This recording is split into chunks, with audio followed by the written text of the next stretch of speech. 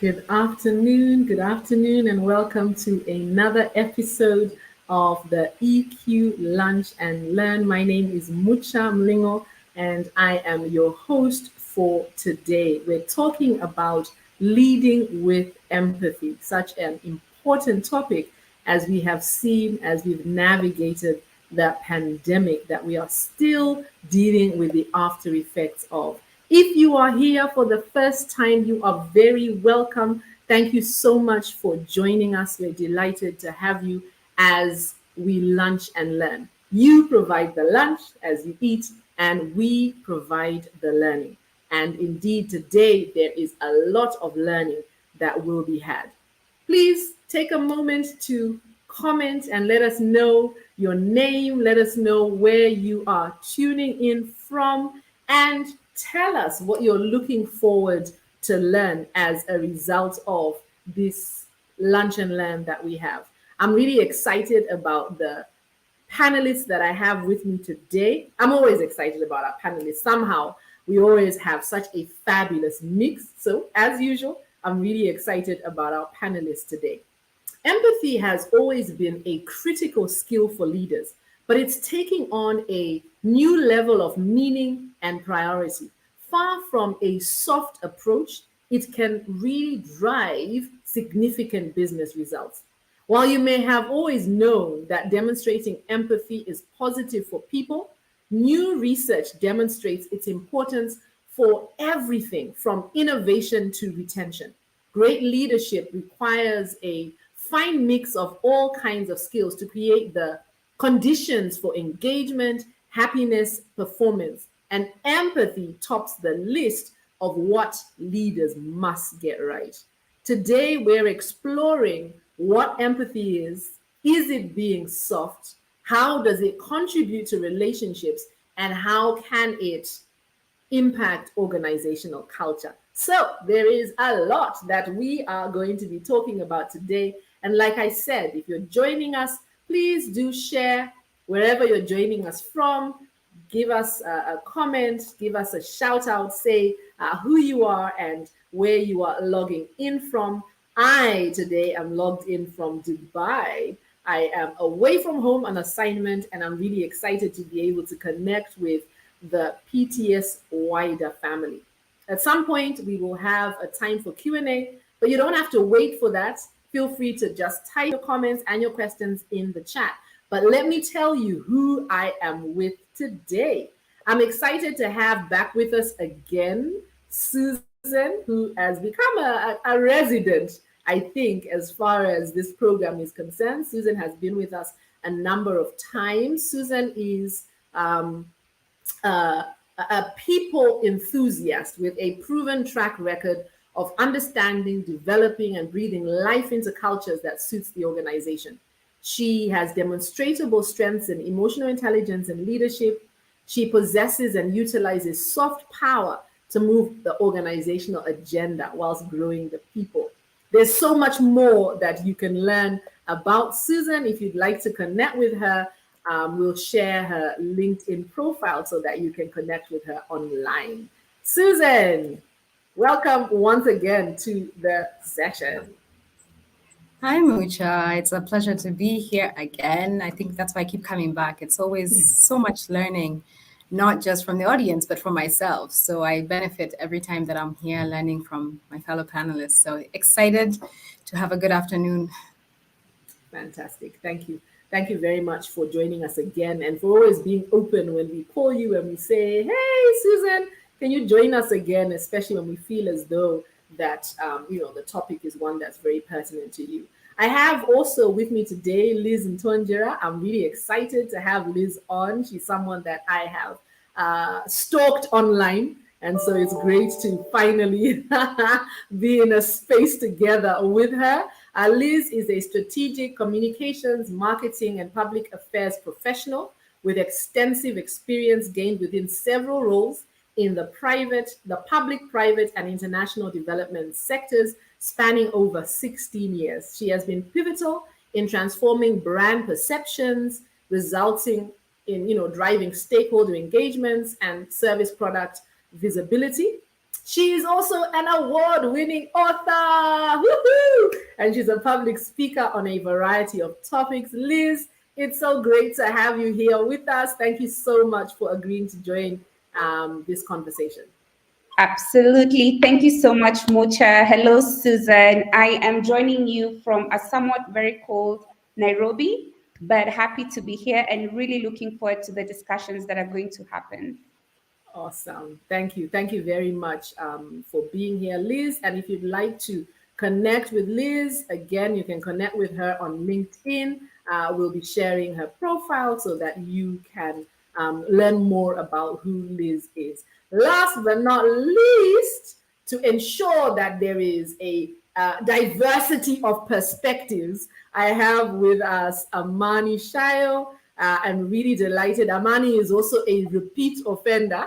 Amani has been with us before. Amani Shayo is an aspiring consultant and human capital enthusiast, currently working with Empower Limited, a dynamic human capital consulting firm specializing in talent acquisition, learning, personal development, strategic insight, and youth projects. Amani, it's great to have you here. Thank you for saying yes to the invitation and for joining us. Nice. Thank you very much, Mucha. Thank you very much for bringing me in again for another time. Always an exciting piece of work to come back here and share and also learn from great minds that you normally put on the panel. So I'm looking forward to learn. I'm looking forward to share. And I hope everyone is excited as I am. Thank you. Awesome. Awesome. Thank you very much, Amani. And, to be fair, I mean, in agreement with all of you, I also learn a lot from these sessions, right? I come away with so many insights because our panelists are always so amazing. And I know that that will be the same today. I see some shout outs already from some guys who are out there. Oh, Rue, hi, it's so good to have you all the way from Johannesburg. Thanks for joining us. It's awesome to have you online. And Chege, now I don't know because that name sounds like yours, says you have brilliant folks in your panel. I know Susan and I can vouch for her. Awesome. Thank you very much, Anne and Rue, for joining us. If you've joined us, do just give us a shout out in the comments, say hi, and we will definitely say hi back to you. Let us jump right in, and we're talking about leading with empathy. So, Amani, since I brought you out last, let me start with you. How would you define empathy? How will I define empathy? Good. Thank you very much, Mucha. So I think empathy for me, I look at it as just a three-step skill. First of all, is to understand emotions. It can be my emotions or other people's emotions, and to reason with them, and eventually to act. So to act might come in a different forms, but I look at it as just how can I position myself, or rather, how do I be keen to identify what emotions are there, either myself or other people, and then how can I reason with them? Like once I understand them, at some point I can be confused, but I choose now to see how best we can reason with them, and then eventually act. Yeah. It might be as simple, but I think for me that what works, and it really came so many times when I think about the word empathy. All right. Fantastic. Thank you. Thank you very much for sharing. Liz, how about you? How would you define empathy? I think it's not far off from what Amani has so aptly defined. It's just putting your feet into somebody else's shoes or sliding your feet into their shoe to see how it fits.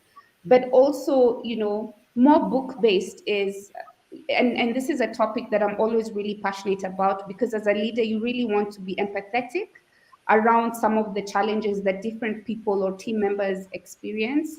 So I think, the reflexive empathy, which is why we cry when we see a baby or a movie, something that you're watching, and that just happens. Everybody is born with that reflexive empathy, where when you're seeing something, and that's why you'll see people revolting or intervening when they see some injustice, right?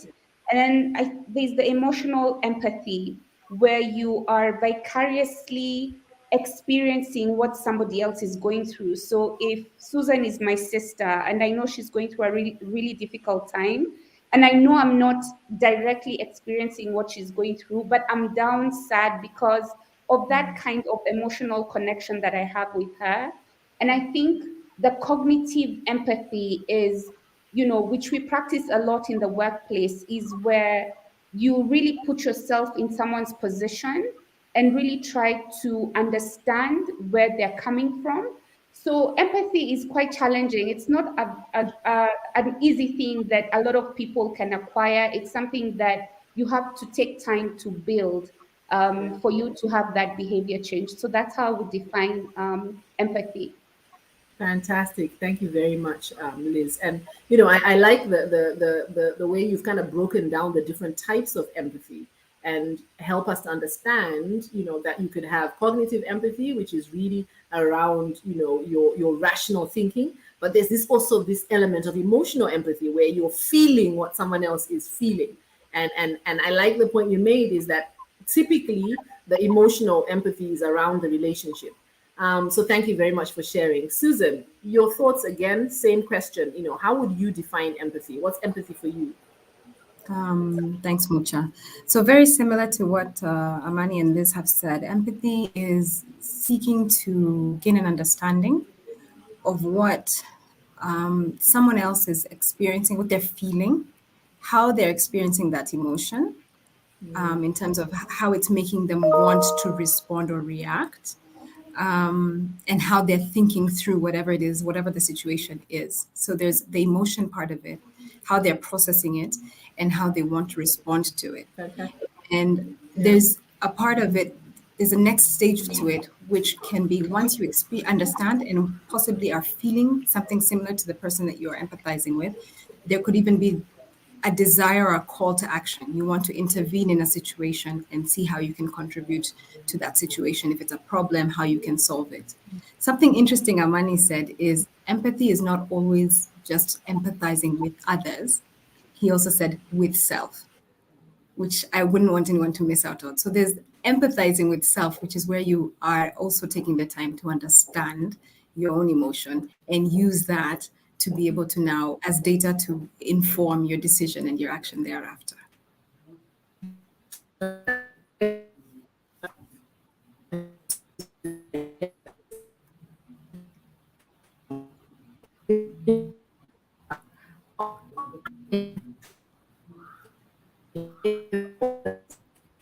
Okay, so I think we're having a bit of a technical issue. Maybe I can throw one at you, Liz. One of the things I find as maybe a hindrance to empathy for a lot of people is that they find that empathy is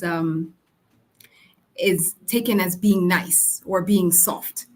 What do you think? What has been your experience with empathy? Do you think that it's just a soft, it's a sign of weakness, or how would you address that situation? Muted. Sorry, I think the most famous statement the past 3 years has been "you are on mute." Sorry. Yeah, indeed. So yeah, thank you so much for that question. For me, being empathetic is not being soft at all. Being empathetic is not being generous. Being empathetic is not being nice. Being empathetic is not being benevolent. It's a more challenging skill to adapt or to actually undertake.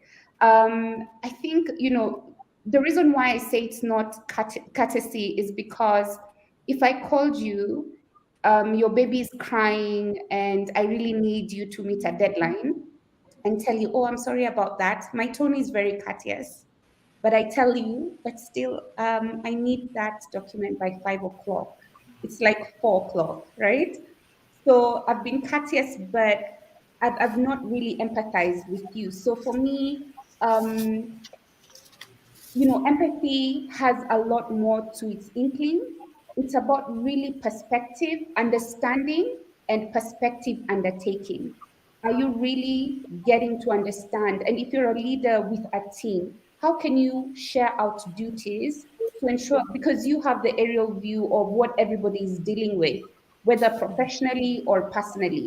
You have that advantage of being able to say, I think Susan is under a lot of pressure, or I think Amani has, God forbid, a sick baby in hospital, so let's not give him too much work at the moment. That's, for me, is leading with empathy. And I do not think it's a weakness at all. I think it's such a strength to have.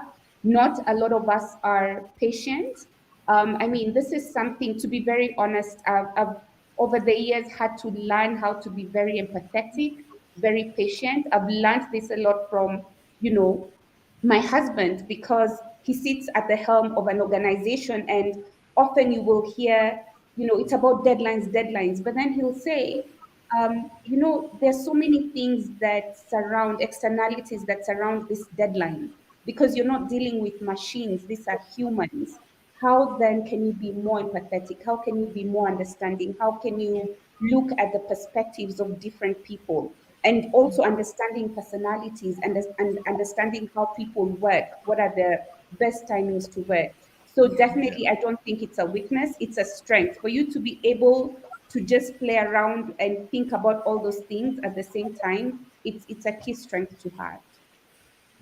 Thank you. Thank you very much, Liz. And thank you, Susan, for stepping in as I was offline for a brief moment. I really agree with you, Liz, that empathy is a strength. It is not a weakness.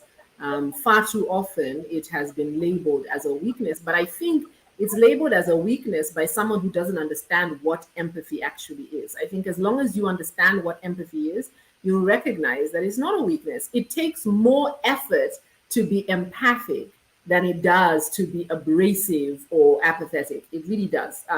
Because empathy is all around taking perspective.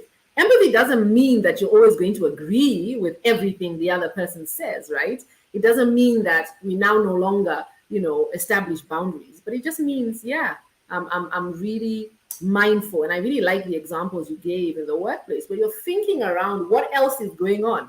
You use the phrase externalities. Yes, there's so much that is going on, and these are human beings. They are not machines, and we need to, be cognizant of that.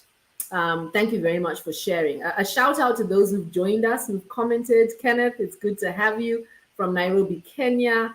Carl says empathy is simply connecting, listening with compassion, with efforts to understand more effectively. Thank you so much for sharing that, Carl, and for being here. Rob, great to have you here as well. Rob says, I come from a business development and sales innovation background and believe sustainable businesses need to be emotionally mindful of the real situation that the people, the person or business you are selling to is in, and what is the best way to propose value. I like that. Thank you very much. At the end of the day, we are going to have a great conversation about the power of empathy. And remember, we're talking about leading with empathy, and we're really exploring whether it can transform our organizations. Amani, if I can come to you, congratulations on your recent promotion. Okay, maybe it's not so recent now, but congratulations on your promotion. Since you were on last, you've been promoted. I'd like you to share, how has empathy helped you to be a better leader?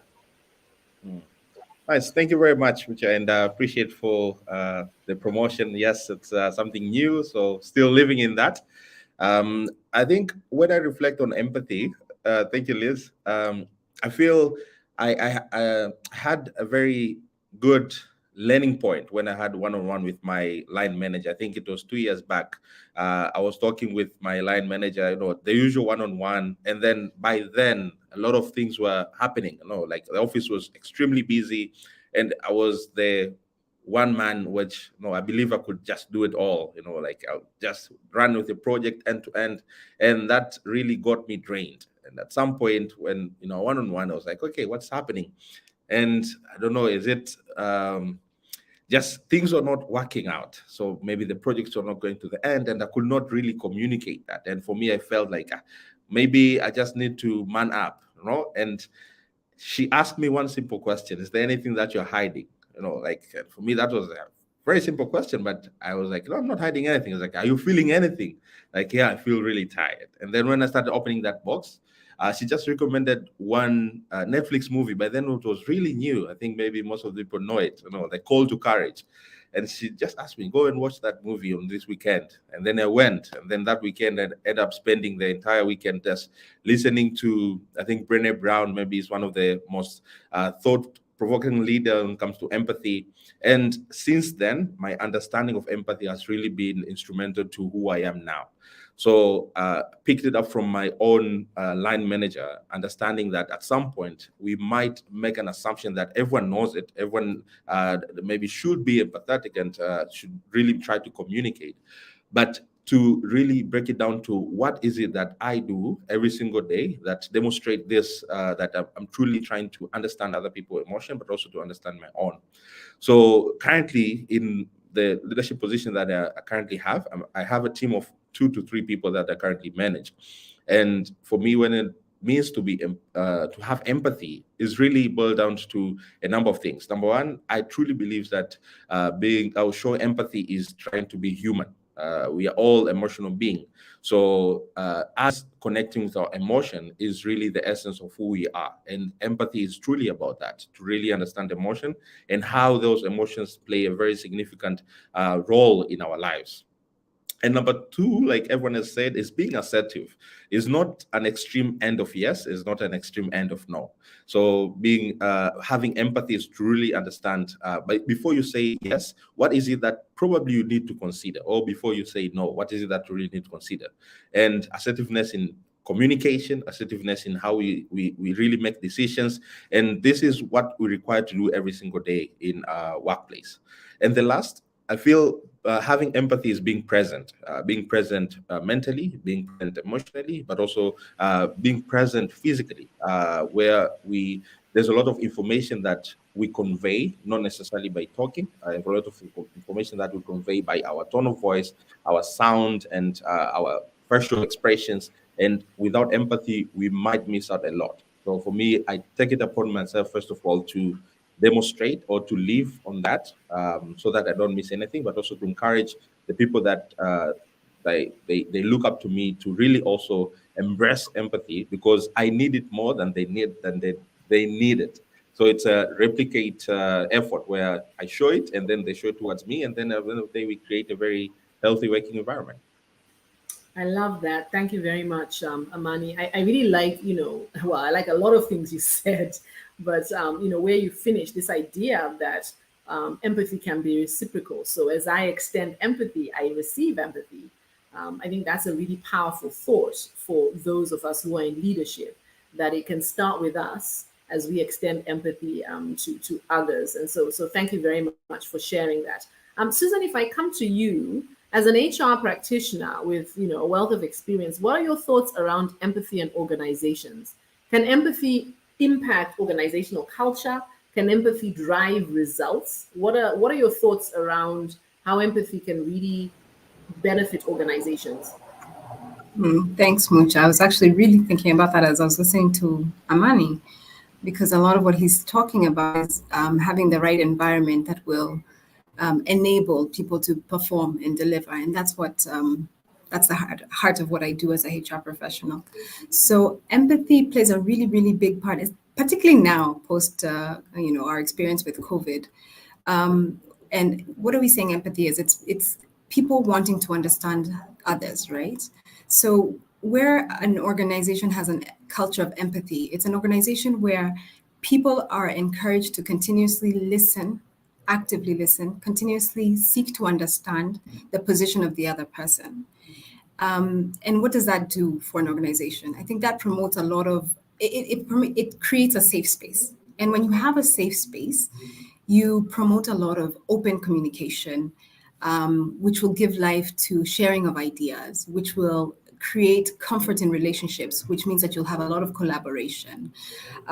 You'll find, then you find employees tend to find they're more engaged, and then you'll end up having a lot of retention. So all of these things are things that in strategy we keep talking about. How do we enhance collaboration? How do we enhance innovation? How do we get new ideas out? But without that safe space, this will not happen. But with empathy, you get that safe space. An organization that also thrives to understand will be more successful in creating solutions that are relevant. And it's solutions for not only employees, but also your customer or your consumer.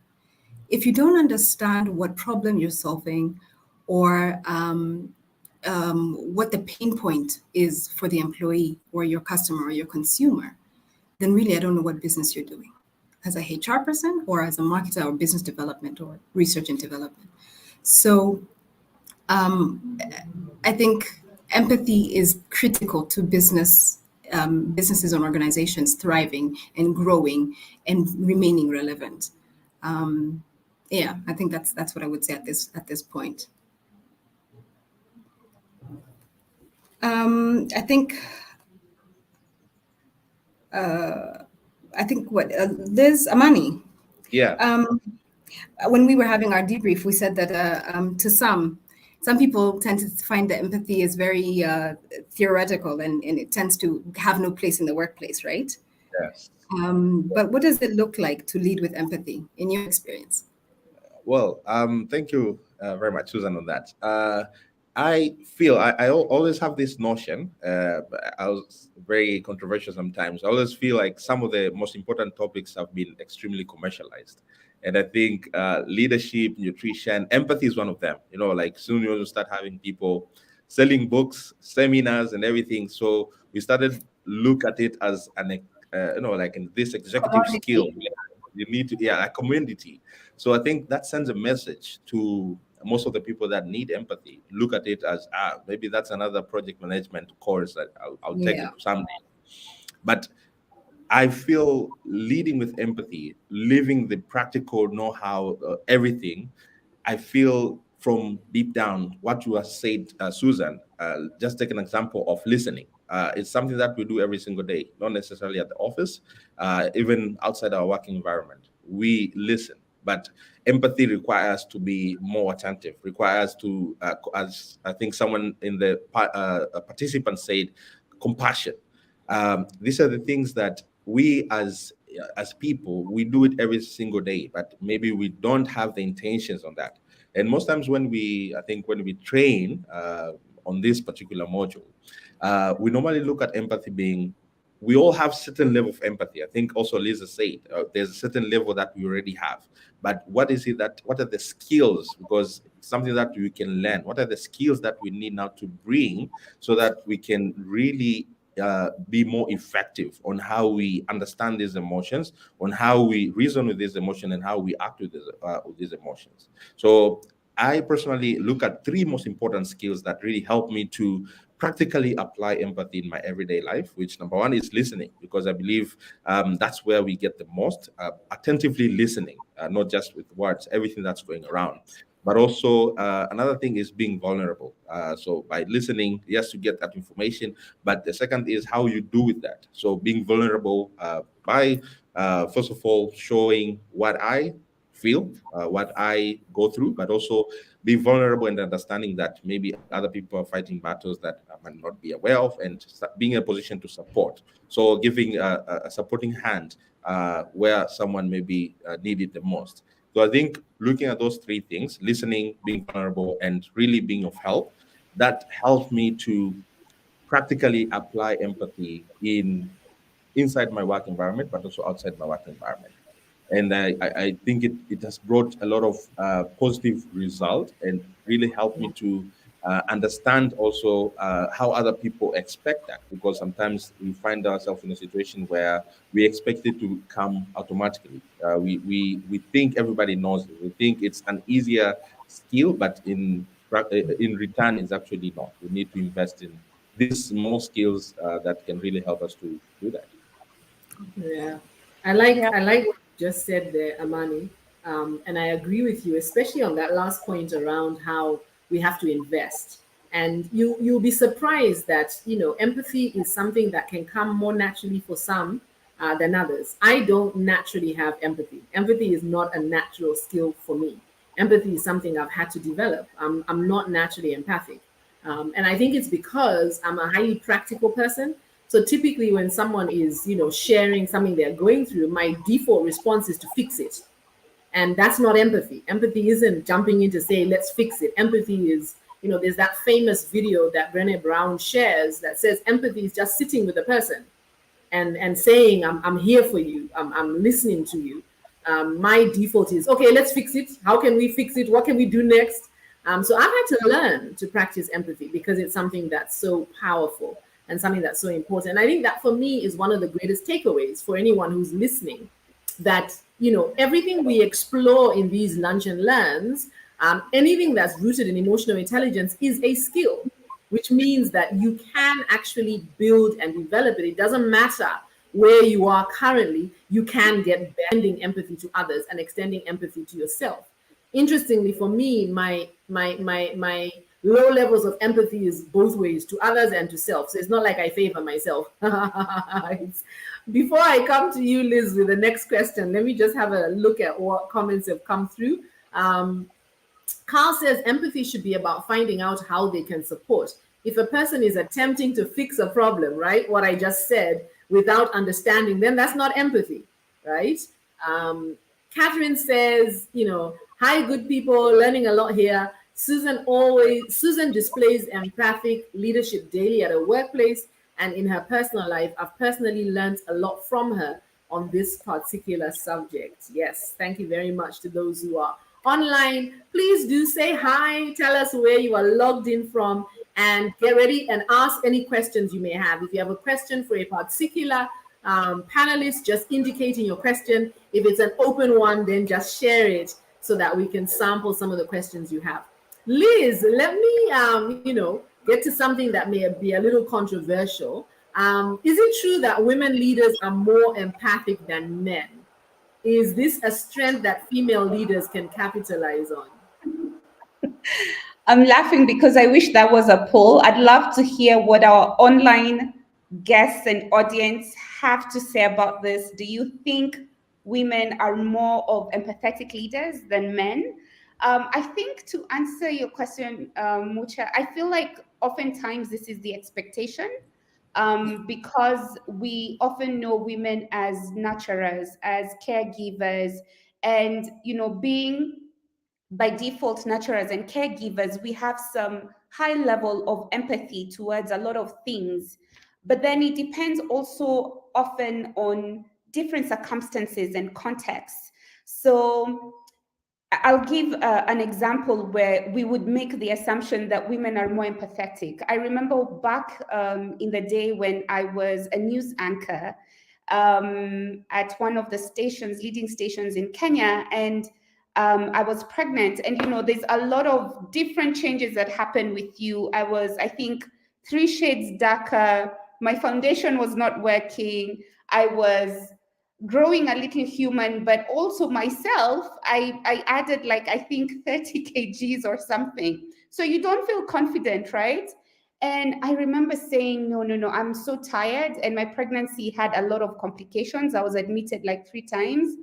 And I said, I don't think I can do this. My due date was in March. And so I took leave from early January, like 2 months before, because I just couldn't. And I recall one of our senior editors who was female saying, oh, giving birth is nothing. There's a day I read news like now and actually went and gave birth. A few hours. Yeah. So I felt a lack of empathy there because it's different experiences for different people. And it often reminds me of the meme of when somebody is sharing, and just going back to what Amani did mention around listening, really active listening, and what you said, Mucha. And sometimes it's just giving the person an audience and not trying to fix it and say, I went through the same thing and this is how I overcame it, right? Because we're all very different.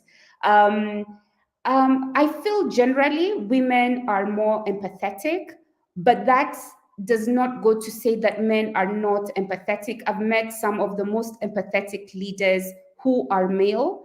But oftentimes, and why women might be more empathetic even to women is because we understand each other, we understand the challenges. When you if you have a male boss and you tell a supervisor or manager and tell them, I have no nanny, and he might not really understand. And I recall just a few weeks back, one of my team members called me and said, Liz, I have no nanny. And I quickly said, you know what? Say no more. It is fine. In fact, what I wanted to tell you, it's okay. Let me figure out who else I can reach out to, because we understand some of the things by bias, by being of the same gender. But sometimes it takes us to really speak about these things. I recall being in a conversation where we were having a debate around whether there should be legislation around ensuring the nursing rooms in all facilities where people work. And I recall this gentleman saying, when women don't talk about the struggles they're going through, we cannot understand, and we're not able to support or to be allies. And that really resonated, because oftentimes we make assumptions that you should know or understand what I'm going through. And it goes back to what even Susan was saying. It has to be an active conversation between two people, right? So just to answer your question, I'd love to see what people have commented. I feel generally women are more empathetic, only because by default they're caregivers, they're nurturers, they've taken care of people. But that does not say that men are not empathetic. I've met some of the most empathetic leaders who are male. Yeah, I can agree with you on that last comment, because in my household, definitely my husband is more empathetic than I am. And I think for him it comes naturally. So I can agree. I want to stay with you, Liz, because as you were sharing, a thought came to my mind.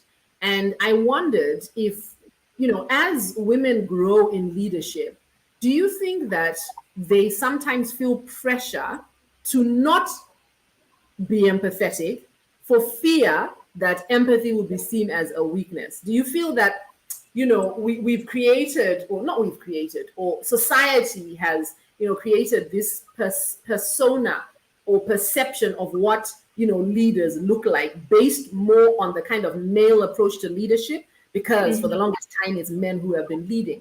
Do you think at times a woman feels like, if I listen to that story about her nanny, she'll take advantage of me? Let me be, you know what I mean? Yes, I naturally, emotionally connect with her, but I can't give her that space. That just came to my mind as you were sharing. I feel you. I think as women grow into leadership, they become, because men are more stoic, they're more, assertive, and I think women, I don't think they fear. I will speak on my perspective. I don't think I fear being looked at as weak, because I know I'm really a tough cookie. I think the thing is just being able to create boundaries so that people don't take advantage of that. Yeah. And sometimes you have to draw the line and mention, and also coach your team. And this is where the coaching and mentorship comes in. As a leader, you're empathetic, but you still coach and mentor them to tell them, this is how you're able to manage your time. Be careful so that things in your household do not overlap and start affecting your professional output. Because at the end of the day, you're competing for that promotion with somebody who doesn't have 10 kids or 5 kids or 3 kids. And, there's some parameters that people look at. Are you delivering? And that's the saddest reality in the workplace. That's what a sales director will look at. For you to get that position, who's bringing in more numbers? They won't listen to excuses. Maybe I didn't have a nanny, or this child was unwell. It's really the outcome. So it's really having that clear balance of when you can be really empathetic, but where you also draw the boundaries so that then people don't start taking advantage of that. I really like that point you've made, Liz. And I like what you've highlighted, this idea that, empathy doesn't mean that there's no boundaries, right? Empathy, means that, yes, I can see your perspective, I can see where you're coming from, but at the same time, as a leader, there must be some boundaries. And I really like what you said about coaching your team, right? So coaching the team to know that, yes, you're the kind of manager, you're the kind of leader who will, really take their perspective into it, but it doesn't make you a walkover. You can still be empathic and yet still drive the team to execution, because you're right. At the end of the day, there are results that are required. Susan, you look like you wanted to say Yes, something. yes, I'm over here. Yes. Burning. So there are two Right. things that just popped into my head as Liz was talking, and even as Amani talked earlier. So one is about the boundaries, and it goes to both of them. So Amani, when he was sharing about how empathy shows up as a leader, one of the things he mentioned was about being vulnerable. And when I think about the gender, whether there's a gender sensitivity to or predisposition to empathy, um, in my experience, I've found that men are actually turning out to be a little bit more empathic, especially to the female employees. Mm, And what I'm finding to be an upcoming challenge now is where employees now take advantage of that, mm, where they realize that there's this gray area where men don't understand, and therefore I can exploit this in order to get away with doing less.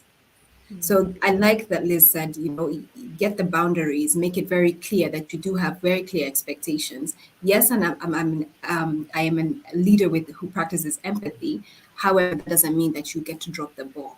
It just means that I can understand a different way of you working towards delivering. It doesn't mean that I'm going to cut you all that slack. It's about the method in which that you are going to deliver, not that I'm going to change the goalposts for you.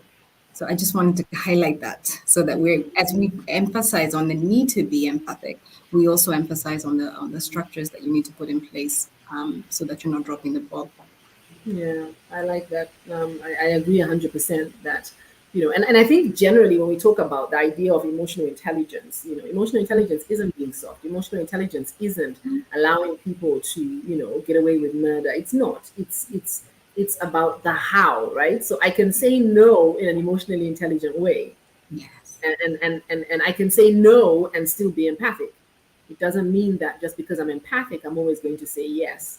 And so that Mm-hmm. fear about emotional intelligence being a weakness is just really not understanding what EQ actually is.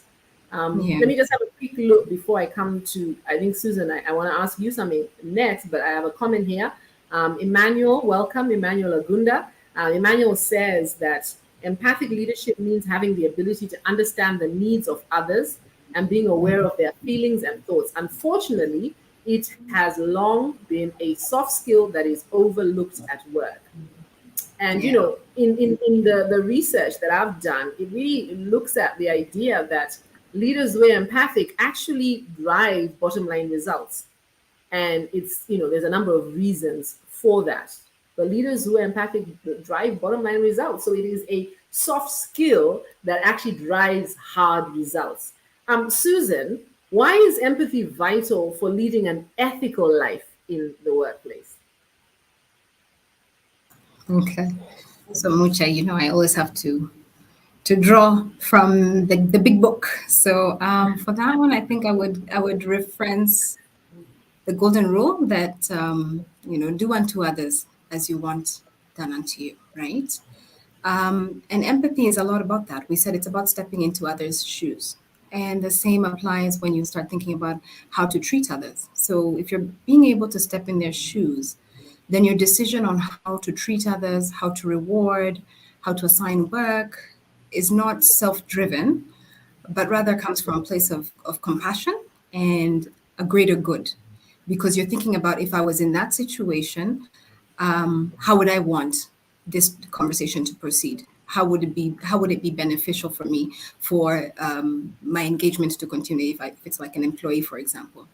So I think if you reference the golden rule of do unto others as you wish done to you, then that's your empathy right there, and it leads you on a path, on an ethical path, because then you're being fair to all concerned. I like that. I like that. Thank you very much for sharing that, Susan.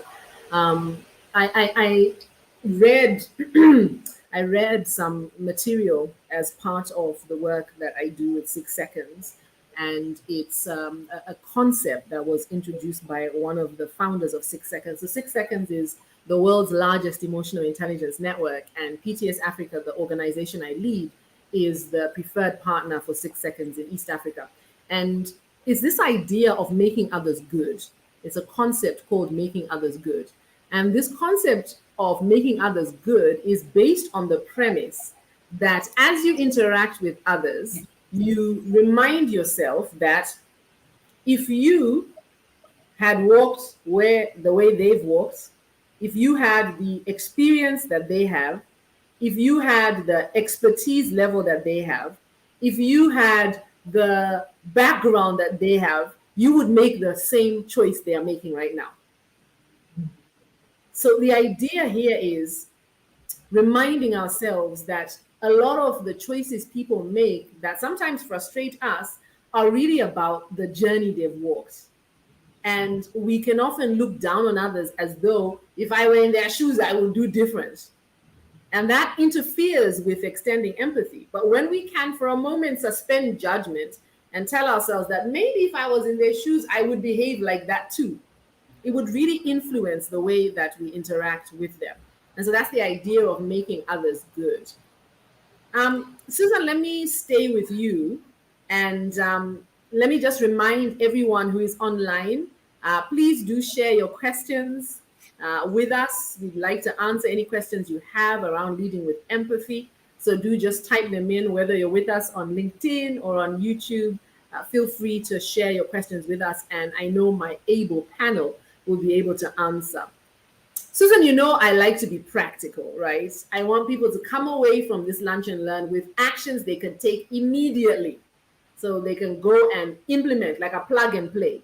So what 3 tips would you give to a member of the team who needs to develop greater empathy? So whether someone has come up to you and they've identified themselves that empathy perhaps is an area that isn't an area of strength for them, or indeed maybe as the HR, as a person leading HR, you've noticed as you've interacted with them and you're really giving advice. What practical tips would you give someone who needs to develop greater empathy? Okay, thanks, Mucha. Let me borrow from our early stages, our early formative stages. Empathy is about the other, right? Understanding the other. And it's something that we actually practice when we're very, very little.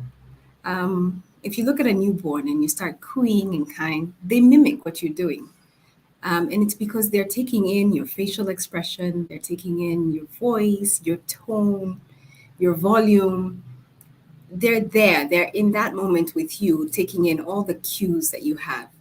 And as they get older, they could be in a room with adults, and adults are speaking, and from the intonation of conversation or from the mood of the room, they're able to learn and pick up a lot.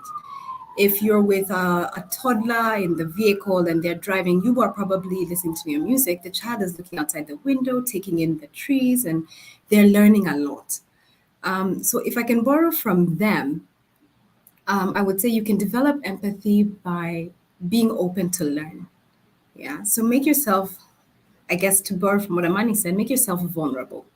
One of the things I would say for empathy is start talking to people you ordinarily don't talk to. Yeah. Talk to somebody from a different background, somebody from a different religion, somebody from a different ethnic group, from a different profession, and really be in that conversation and listen, be present.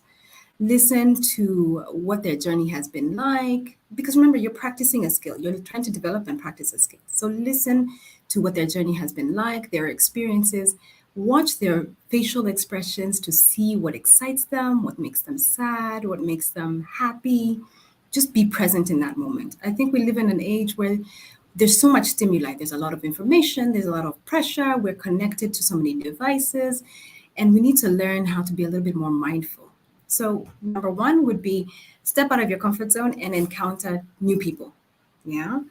Another one for empathy, especially for leaders, is humility. Try and do something new. So, for example, I cannot skate to save my life. So, one of the things that's very humbling. So, I went with a friend of mine to Panari, which is here in Nairobi, an ice skating rink, and just keep falling on your backside a couple times. And what that does is it builds your humility. And empathy really does require a lot of humility, because it means you step out of your know-it-all space and you get into trying to understand somebody else's space, somebody else's journey, so that you can use that data to move forward. So try something different once in a while that you're not so great at. Yeah. So number one, engage new people. Number two, try something that will cause you to develop your humility.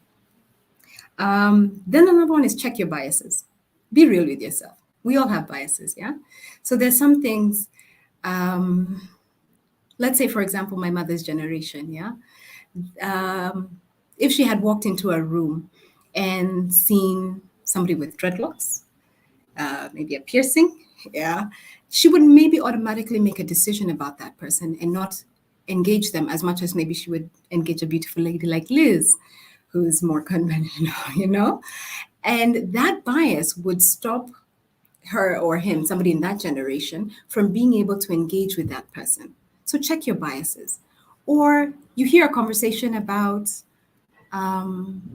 politics, which a lot of people get very passionate about. And because, you know, whatever the conversation is, it's supporting a particular party you're not interested in, you switch off. You're denying yourself an opportunity to learn something and flex your empathy muscle. Yeah. So one, build your tolerance. Yeah. Start to be a little bit more open-minded by engaging, by checking your biases. And by check your biases, it means first recognize what your biases are and then catch yourself when you're letting your biases make a decision for you. Two, engage with people who you ordinarily wouldn't. You will learn so much. And three, build your humility. So I think those are three that you can work with, Michelle. I love that. Yes, and those are three that are really practical, right? So someone can actually go out and do what you have just said. And you're so right about putting yourself in a space where you aren't the one who knows everything.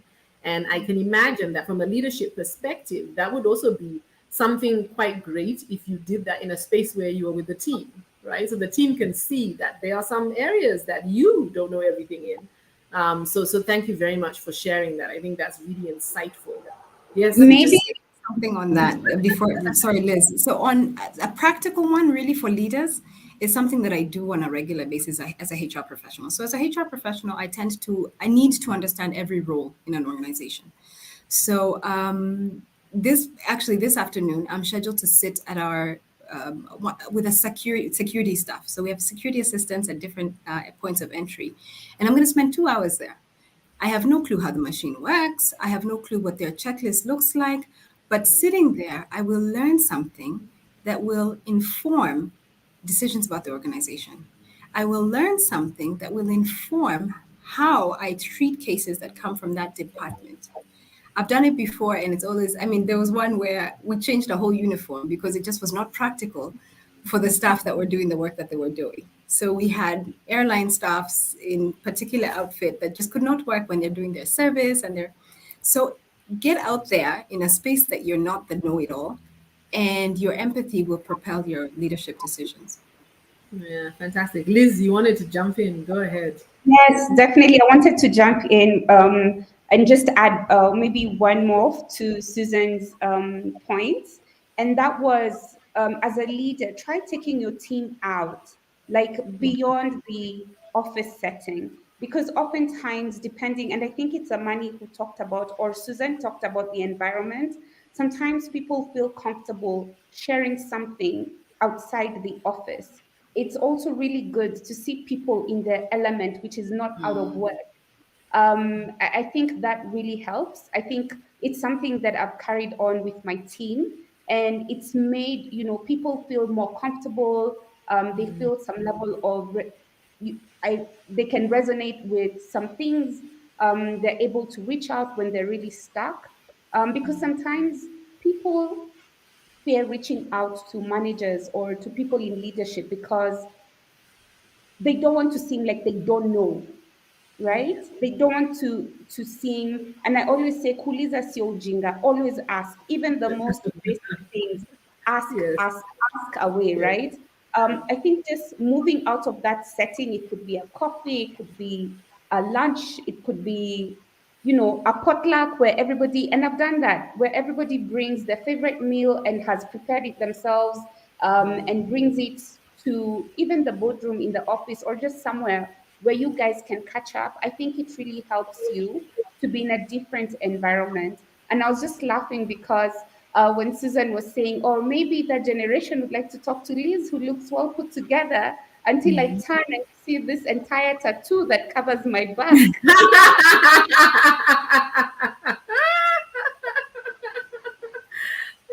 See, there was my bias On a working. That light is my note. bias working. Yeah, yeah, yeah. Yeah, that was my addition. Thank you very much for that, Mucha, Liz. sorry, I have a question that I had meant to Yes, ask earlier, and yes. I wanted to hear Amani's perspective on whether women More. tend to are more Ah, empathic leaders. yes, I think that's a Okay. great question. I Mani, believe what there is was your there experience? was a poll. I believe there was a poll on the chat, so I'm looking forward Mucha just will to. tell us what the I'm gonna, viewers are Yes, saying. yes. yeah, I'm just waiting for the results from the poll, but yes, you can tell us your thoughts, Amani. yes. Well, I think I'll borrow the example that you gave, Mucha. I think what you said your husband is probably the more empathetic, and I think I will also refer to the same. I think my fiancée is probably less empathetic than me because how everything that she's doing just requires her to, like action, and I think I work with people every single day. It's a human capital, and she works with like numbers and all sort. And I think it was just the other day we were trying to do. I was trying to see how where we are by simply we just curated a hypothetical situation, and then we challenge everyone to say, okay, how will you respond to this? And then I took her completely outside her area where I asked her, okay, someone came wanted to change lunch on the office. And for her, like, okay, so it's lunch. Let's just change it. I'm like, okay, so this is how I'll approach it. I'll do one, two, three. So I took a very simple example, but I learned that it's not about men versus women. I truly believe there's a lot of other issues around empathy. Maybe our personality profile. Sometimes we are pruned to act certain ways because like your personality is just like that. Maybe our upbringing also, culture and everything. So I believe maybe that is just one spectrum which can make us maybe differ. Women might be pruned to be more empathetic because I think, as Lisa said, naturally they are just like that. But where we are going now, I believe also we might be biased by concluding that. So I, in my own relationship, I am more empathetic than how she is. But Than your this is also, fiance. Yeah. yeah. Wow. Thank you. Thank you very much for sharing. I'm just waiting for the team to share the results of the poll. So it'll be interesting to see those who are online what they've shared. And I think we'll share it on our PTS pages thereafter. And it'll be great to hear the conversation, right, from people as to what they think about that. I think for me, what excites me about skills like empathy is from the conversation we've had, it is a crucial skill for leadership. And there's the word, it is a skill. So if you're like me and it doesn't come naturally, that's okay.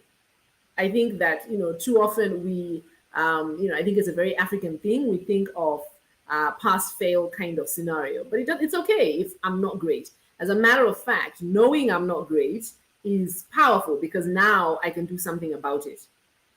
So yeah, I think that that's really important. So let's move on to some more questions. Liz, I'd like to hear from you because we've talked about how empathy is important. So Liz, imagine there's someone who realizes, oh, wait a minute, I've not really been empathic in the past, right? So I've been a very abrasive kind of leader, or I have an approach that says my way or the highway. I don't care how you're feeling. I'm the kind of person who says leave all that mess at the door, right? So what would your advice be to someone who has not been empathic in the past? Perhaps it's a leader who's listening, like I said, who realizes they need to change their ways. How can they undo the damage that they've done in the past and extend greater empathy to their teams? I will take to them a newborn baby. I'm just kidding.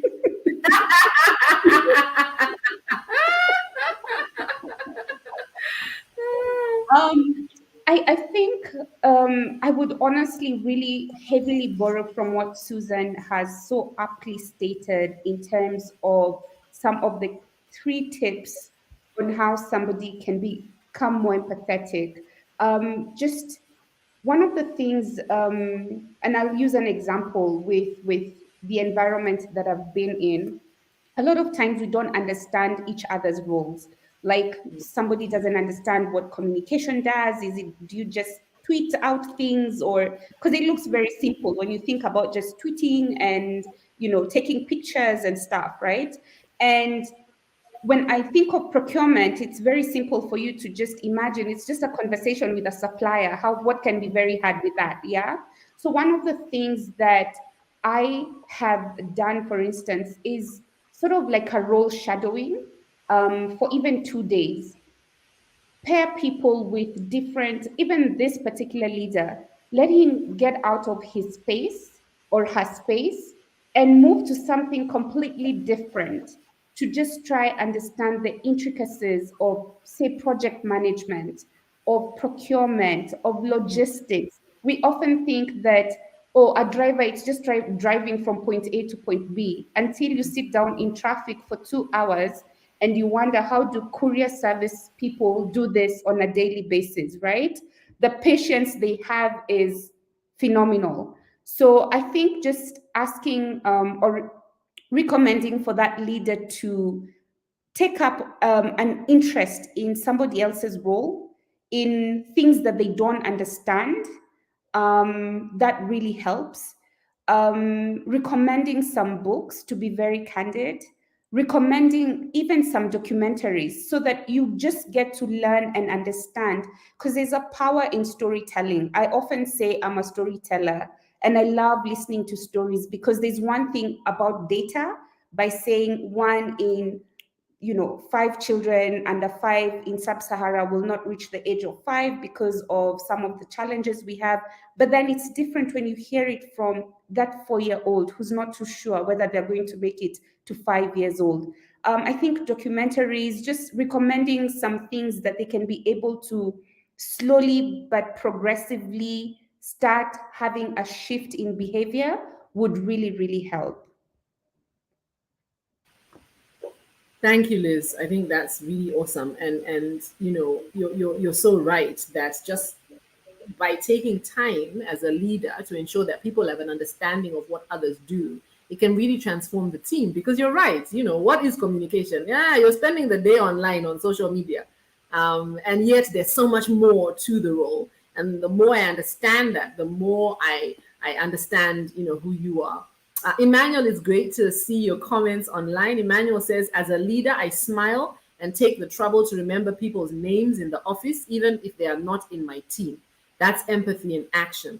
Also, I give people my full attention in meetings, being curious about their lives and interests and offering constructive feedback are all empathic behaviors that I constantly use to remain a good leader.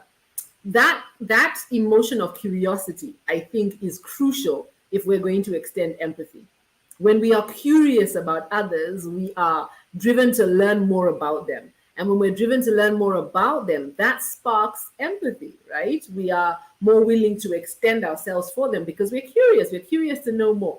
We're curious to understand them. So thank you very much for sharing that.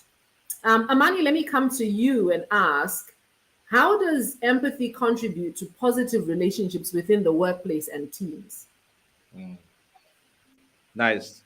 Thank you very much. So I think when we talk about relationship, especially for now, I'd like to remove first the word workplace. Just focus on relationship in itself, because I believe relationship, it's everywhere. It can be within our workplace, it can be outside.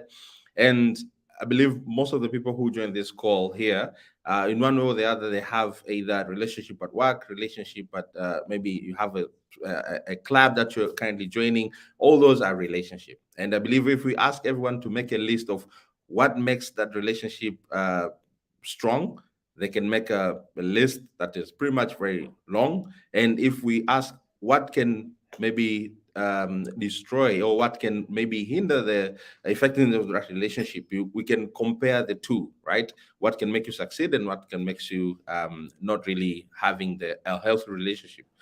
I think for me, what you'll see is a list of things that you directly related to empathy. I believe if right now we are to take what help us to build strong relationship, we have to talk about trust. we have to talk about communication. We have to talk about collaboration. We have to talk about, like all elements of how we communicate. We have to talk about, ways that just responsibility, how we assign each other responsibility, and how we hold everyone accountable. I think when we look at all these elements, all the foundation of relationship, I believe empathy is the mother. You will achieve that. You will achieve trust if you are able to really create an environment where I'm vulnerable. I'll tell you what I feel. You tell me what you feel, and then we help one another. We can effectively communicate if we know that I need to do that so that I can really get a full picture to what the person I'm talking to is going through, like what Susan said. If she's going to spend 2 hours with the colleagues today, she's going to build a bond that maybe they might be able to share things that on normal PPTs and office meetings they might not be able to share. And I think for me, that is what now bring a healthy workplace. Empathy unlocks all these possibilities of bringing a strong bond, collaborating with other people, creativity, like having ideas to just think like, oh, okay, someone said about this when we talk about the nursing rooms. That's it's a benefit of having just empathy and understanding, okay, what is it that they're going through, and now create a healthy environment just because of showing empathy. So it's a byproduct. Everything else is a byproduct of empathy. Empathy.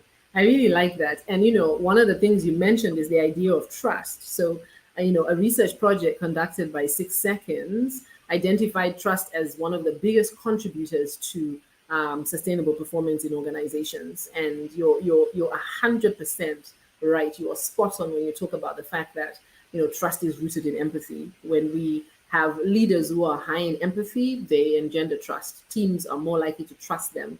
And that then ultimately leads to the bottom line. A lot of these skills that previously were thought of as soft, nice to have skills are actually skills that are essential for success in today's environment. I'm having a quick look at the comments. I don't see any question here. If you do have a question, now is the time to ask it. We've asked it. We've come to that point where we do a Q&A. So please feel free to ask any question you have. You can share it in the comments directly to one of my panelists, or indeed you can just make it an open question. The team are telling me that the poll actually will be running for the whole week.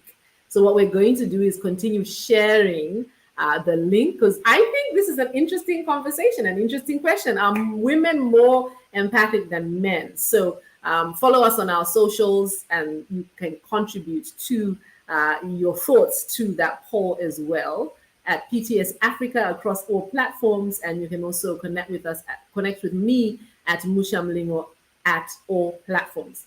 Fantastic. I see some questions coming through. Ooh, this is a good one. I don't know which one of you is going to answer it first. Is empathy teachable to your boss? Is empathy teachable to your boss? Question by Wildest Dreams. Is empathy teachable to your boss? I don't know who wants to tackle that one. And we could have everyone share their thoughts. Can I teach my boss? Because clearly my boss is not empathic, right? Yes, Susan, go ahead. It's yes, because your boss is a human being. And if you remember what Amani said, it goes both ways, yeah? And if you remember what I said even about the baby. So babies look at others and they mirror. And then when you're feeding a baby, what do? Right? So empathy works the same way. So if you start to show some empathy, I think a lot of times we expect our bosses to be superhuman, who have these super leadership skills, and they should be able to know how to manage me. But similarly, you have the responsibility to manage your boss. So you need to show what empathy is so that your boss can also learn how to mirror it. So do you show interest in your boss? Do you show interest in who they are, what their challenges are, what their fears are? We imagine that bosses don't have fears. Do you know what their fears are? Do you know what their concerns are? I think we can teach our bosses empathy by showing them empathy. And most human beings, when you start to soften and show your vulnerability, they reciprocate. They mirror that same activity, that same approach to you. So that's what I would say. I love that. Thank you very much for sharing. There's a follow-up question, and Susan, I can stay with you, but anyone else can also comment. This is from Tessie. Hey, Tessie. And Tessie asks, if your leader is not empathic, should you raise it with them, and how? All right. So this is a little different. It's not so much, can you teach them, but should you comment? Should you, mention? And if you are mentioning, how would you mention? I think that is a good question. Susan, I don't know if you have any thoughts on that, but Amani looks like, everyone wants to comment. I like. All right. So Amani, you had your hand up, and then Liz, we can come to you as well. Oh, all right, good. I think the question is more or less somehow close to the previous question. I'll go with the same approach like Susan advised. I will show, don't tell. I would rather show empathy and show that I need empathy by asking, by asking guiding question that will make them wanting to know what I need, rather than telling them that actually, you know what, man, you're not empathetic. So because to some people, it's not very clear, like it's not. I don't want to us to assume that simply the word leadership is associated to empathy. You can have a leader that does not have empathy. So I think the word human for me is associated with empathy. As long as they're human, then they have feelings. I know for sure. Then let's now start showing those feelings. Let's engage in a friendly conversation that will help them also to understand. And I've been in a situation where leaders I think we have not talked about the word sympathy. And I think most times we look at verses. Empathy is different from sympathy. And I think sometimes you might find leaders which they are not really sure where they are. And I think it's important to just appreciate first. Maybe they are just from recognizing emotion, but they don't know what to do about it. It has a lot to do with so many things. So it's really important to first appreciate where they are and to show where they can be by simply asking questions, or really do you do it and then they replicate. Thank you. Liz, you wanted to jump in. Yes, my answer is slightly different from Amani's because I'm really more straightforward. I think being very sometimes outspoken and straightforward is a good and bad thing. So instead of show, I would ideally tell. And it happened before in my previous capacities where I have told my supervisor, and I always prefer it being a face-to-face conversation as opposed to either a phone call or a text message, because there's a way when you read some text, you're like, when you're joking something, get out of here. Imagine reading that in a Yeah. text. Like, Yeah. what? Yeah. So I would actually tell, giving an example of, just, do you have some time? There's some pertinent issues I'd like to discuss with you. And it's often worked. And sometimes people appreciate the straightforwardness and say, I really don't appreciate that right after surgery, I'm being called to attend a meeting. I don't feel that's empathetic. I don't feel that's really right. And, and they often do appreciate that. So I think, depending on how you assess it, um, I feel that being just straightforward and just mentioning it to them, I mean, it's not being abrasive, it's just Yeah. you really being vulnerable. Just going back to what Amani did mention, being vulnerable and saying, I did not appreciate that. I didn't feel appreciated. I felt you considered just me as a machine. And sometimes they do appreciate when you're straightforward. So I would definitely just outrightly mention it. And I would also love when my team, and I often tell them, when you feel I've not been empathetic or sympathetic with you, please tell me. Yeah. That last comment you made, I think, is very important for leaders who happen to be listening. that you then want to cultivate an environment where you are open to getting that feedback. Unfortunately, sometimes the environment is one that someone feels like, hey, I can't possibly go and say what I'm thinking. Or Olive, I use think an is ally. Sorry, yes, sure. for interrupting, but use an ally. Just because I see a Mm, question here on when it comes to leaders, correction upwards is sort yes, of perceived as disrespect. But then yeah, I think there's usually a lot of confusion between disrespect and insubordination. Those yeah, are totally different things, and it's about the tone. Just what Susan was talking about. How do you frame it? What tone? yeah, What context? Are you yeah, approaching this person when they're in the middle of a crisis? They're being yeah, asked about numbers. There's a lot of yeah, considerations to look at, but I think there's a very clear boundary between being respectful and insubordination. yeah. Yeah. Thank Yeah. you, I Liz. think I would add to that that this is where we call your empathy to action. You Mm. practice empathy and understand the situation of the person who you want to address and understand when, just like Liz is saying, understand when and understand how that they'll, put it in a way that they'll understand and appreciate the feedback. Yeah, no, thank you. Thank you very much for that. And I think that, what I'm hearing you all say is get to understand the environment, right? So Olive, it's about understand the environment, understand your leader. A key and integral part of managing upwards is understanding the person that you report to and knowing, what's the best approach. You might find that the approach to actually speak out works, but it works in a certain environment or it works Yes. at a certain time. As Liz says, if someone is having a crunch time about numbers, that's not the time they're going to be open to having a conversation around how you feel that they are not extending empathy.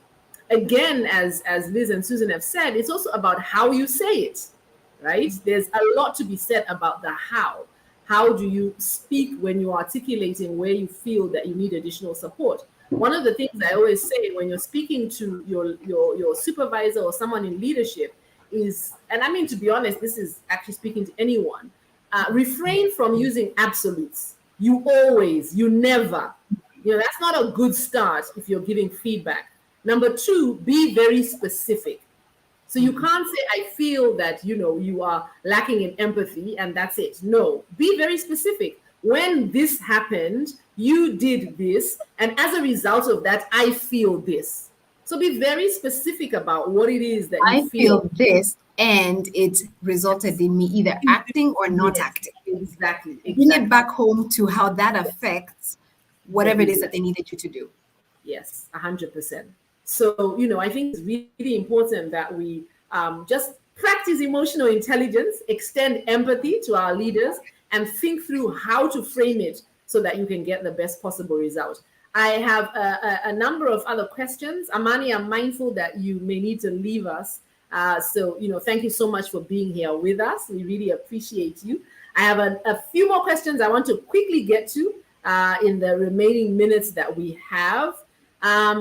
There's a comment here from Olive. I am a beneficiary of fireside chats with Liz and Tonjira and outdoor treats away from normal workspace. She is practicing what she is preaching.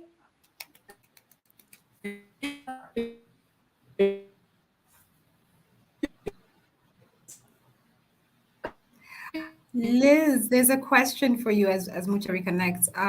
As a leader, there's an expectation that team members answerable to you need to solve problems. How does empathy come in when they fail to after trying? I think empathy comes here in coaching and mentorship. Um, and it's really important as a leader to give assignments to people that you can stretch them out. You've really assessed this is your team. You know them sometimes in and out, right? And you know these are their key strengths and areas that they need improvements on, etc. I mean, it's just having the constant iteration with your supervisor and telling them genuinely, I'm stuck. I really would appreciate your guidance on maybe you're trying to pitch something to a media house. I would really appreciate either your connections or maybe just rewording my pitch, or how do I go about to solve this problem? Because remember, as a leader, you're not there to issue instructions. No, you're there to facilitate the execution of work. So for me, it's really key for somebody as in a leadership position to understand you're not just daily backing out orders like, hey, I need something on X and X. Hey, I need these numbers to hit 10 million by the end of the month.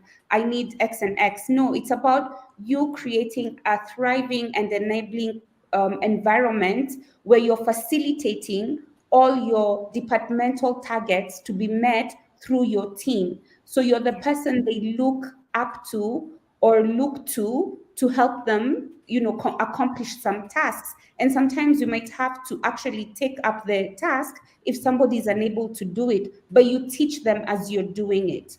So I think that's how you can practice empathy.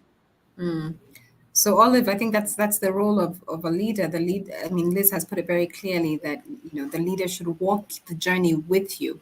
And I think what is also important, because Liz is speaking as a leader, is that Olive, when you do start to get stuck or realize that you're not making it, that's the time to call in your leader. Don't wait for the leader to come and ask you what happened. I think when you encounter the challenges, your leader is there to support and facilitate. So raise a flag early enough. And then you're able to get the support that you need. I like what you've just said there, Susan, this idea of raising the support early. And I think, again, where leaders are high in empathy, it actually encourages people to do that. Because when I know that I have the kind of leader who will not just roast me, but will really look to connect with, what effort I've made, try and see where I went wrong, try and support me in learning from my mistake, I'm more likely to put up my hand and say, okay, I think I've made a mistake here. But where a leader is one who is not approachable, low in empathy, it actually causes people to kind of remain in their mistake, their fear of speaking out. So I think that's another way empathy is great. Yes, Liz. Yes, and I really, really love the point that you'd mentioned earlier. I think it's you or Susan that talked about learning about your manager. What kind of person are they? And honestly, to where I have reached in my career has been greatly accredited to all my previous supervisors. Why? Because working somewhere, and working with, there's something called a book by Erin Mayer called Culture Map. I would really encourage people to read it because it's really helpful when you understand different cultures, because now we're in this cosmopolitan space where we don't have boundaries. Particularly with the pandemic, you can work from anywhere in the world, and you work with people from diverse cultures. And I remember very early on in my career where I had an American boss, and they like you to just get straight to the point. And I remember when you're explaining something, and I knew Mr. Steve Smith, when he starts scratching his head, he's running out of patience. Like, are we going to get there? And so that really taught me on how to be very succinct, precise, and to the point when you're trying to articulate issues. I learned so much from, there is an assumption that the public sector does not do well, like working in the fourth estate, where part of our work was holding the people in power accountable, and a lot of them were working in the public sector. I was really curious how the public sector works. And in my work at the Competition Authority of Kenya, it was nothing of what we have made assumptions of, like people working in at 10 a.m., 11 a.m. No, that never happened. My boss would be at work by 6 a.m. So when I come in, even at 7, I feel like I'm late. That taught me like to be always early on time, Get a few things off your desk as you just get ready for the day.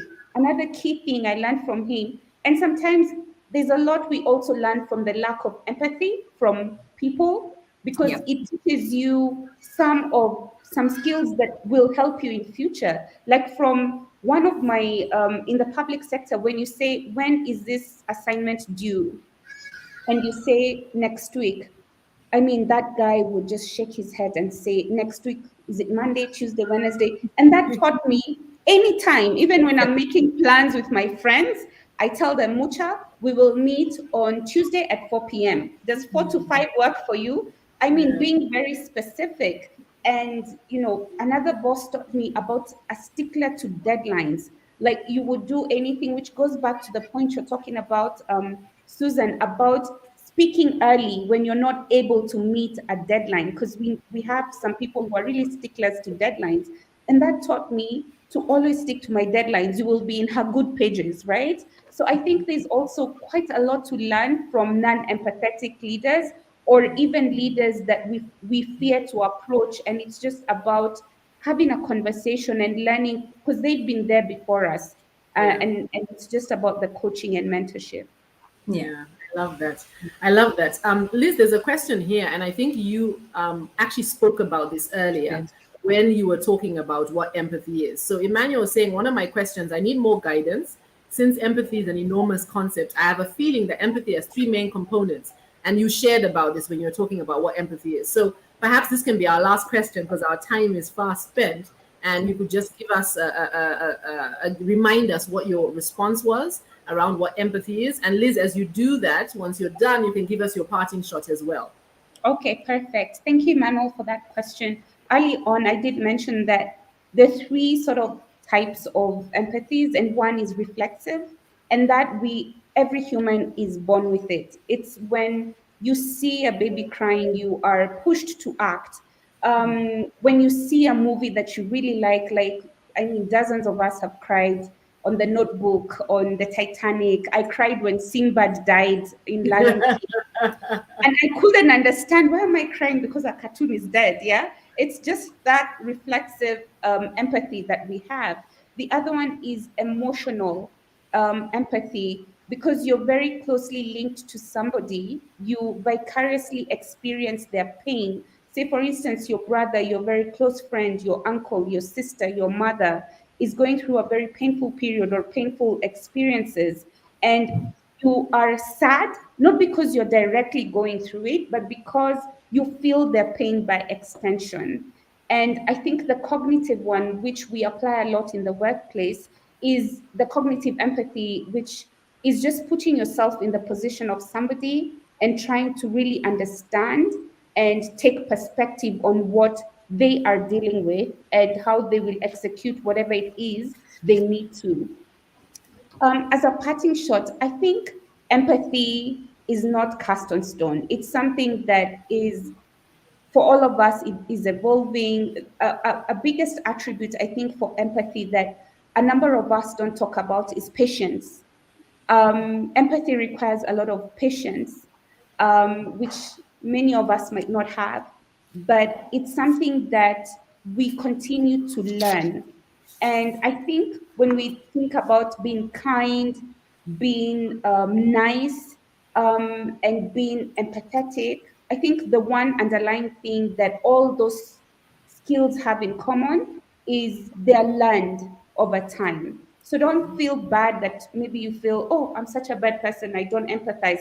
It's something that we all struggle with, but slowly but surely we'll get there. But also have boundaries. And I think that's really important. And we've talked a bit about it. Have boundaries so that then people don't take advantage and then you're labeled, oh, the softy boss, just go to that one to get your off day. Yeah. That I think would be my parting shot. Wow, thank you so much, Liz. I think, so much insight from what you have shared. And I really like that final point for anyone who joined us after we'd already discussed this earlier. I did ask you, Liz, if empathy is being soft. And I think you've reminded us again that it's not. Empathy is not being soft. Being an empathic leader doesn't mean that there are no boundaries. And Olive is commenting again, emotional intelligence is also understanding and perceiving the differences in women, in men and women, like their personalities, their way of working. Liz alluded to this, and nothing could be more true. So empathy is really about going out of your way to recognize that people are different and to celebrate those differences. Susan, your parting shot as we come to the end of this fabulous conversation. For starters, I just want to say thanks to Liz and Amani and Mucha. As always, it's been a really great conversation and a lot of learning and a lot of things to ponder. What would I say? I think empathy is not just about leadership and organizations. I think empathy is just it belongs in your day to day. I think if you're able to learn and exercise and practice empathy, you'll end up with a lot more fruitful experiences, relationships, and even your own productivity will improve and that of your teams. And I think to address a question I saw there, why is empathy overlooked in leadership? I think it's because we fear empathy because it pushes us out of our comfort zone. It stretches our tolerance. And to be honest, it takes a lot of time. It takes up your time. But what I would say to encourage everybody is if you're willing to engage in that stretch and be a little bit uncomfortable and spend that little time, you end up saving yourself a lot of time in future, fixing misunderstandings, fixing disengagement, fixing broken relationships, fixing disequilibrium within yourself, that you could have otherwise had higher efficiency, productivity, better relationships, better communication. So don't shy away from doing what needs to be done for you to be more empathic, because at the end of the day, it's a win-win for you. And I think if you want to do a quick sense check of yourself, if you're in a situation and if you want to be sure, am I being empathic? Just go back to in their shoes, how would I want it? Yeah. Do unto others as you want unto you. Yeah. That would be my partnership. Fantastic. Oh my goodness. This has been such an awesome conversation. Every single month when we have these conversations, I just feel like the fit between the panelists is just on point. The richness of what is shared is amazing. Thank you so much to Amani, who had to leave. Thank you so much, Liz. It's really awesome to connect with you on this platform. As I said, I've been stalking you, so it's good to to connect with you. And Susan, thank you for being willing to come back again. So much has been said by my panelists. My reflections over everything that's been said are the fact that Susan, kind of ended with this idea that an investment in empathy today pays off dividends. So, as with all the work we do around emotional intelligence, it's not easy and sometimes it's downright uncomfortable, but it pays off dividends. As a leader, when you invest in empathy, it will pay off dividends. Another thing that I think Liz said earlier was around setting boundaries. So, empathy doesn't mean being soft. Empathy doesn't mean that you will agree with everything the others say, whether it's your team members or your friends or your family. A person who is empathic knows how to set boundaries. And when we extend empathy to others and make it clear where our boundaries are, we actually work better together. And then, something that Amani said was really around the fact that in teams, empathy is crucial. And when we extend empathy, we actually get empathy back from our teams. One of the things that came to my mind is the idea that, when we extend empathy to people, they actually give more. When we extend empathy to people, they actually give more. People are willing to give more of their discretionary effort to a leader who is empathic. So those were my takeaways from today. What a delightful conversation it has been. Diarize our next the last Wednesday of every month in the same place, 12:30 East Africa time. We'll be here again having another conversation about emotional intelligence, helping you to understand how you can leverage the power of emotional intelligence at work. Today, our conversation has been about empathy, one of the core competencies of emotional intelligence, and indeed, it has been a delightful conversation. Thanks again to my panel. Thank you very much, Susan. It's been great, as always, having you here. Thank you very much, Liz. And I can say bye to you now as I wrap up. Thank you so much. Thank you. And This was awesome. a big thank you to Amani in absentia. So bye, guys, as I wrap up the and that's it. It's a wrap. We've come to the end of the 16th edition of the EQ Lunch and Learn. We provided the learning. I hope you enjoyed your lunch. Follow us on social media at PTS Africa across all platforms, and follow me, Mucha Mlingo, at Mucha Mlingo across all platforms so you can learn more about how you can leverage the power of emotional intelligence. Connect with us on socials as well so that you can give us your insights. Are women more empathic than men? We'll be happy to hear your thoughts on that. And that is it from me. Thank you so much for joining us. At this point, allow me to say bye-bye. Have a fabulous rest of your day and God bless you.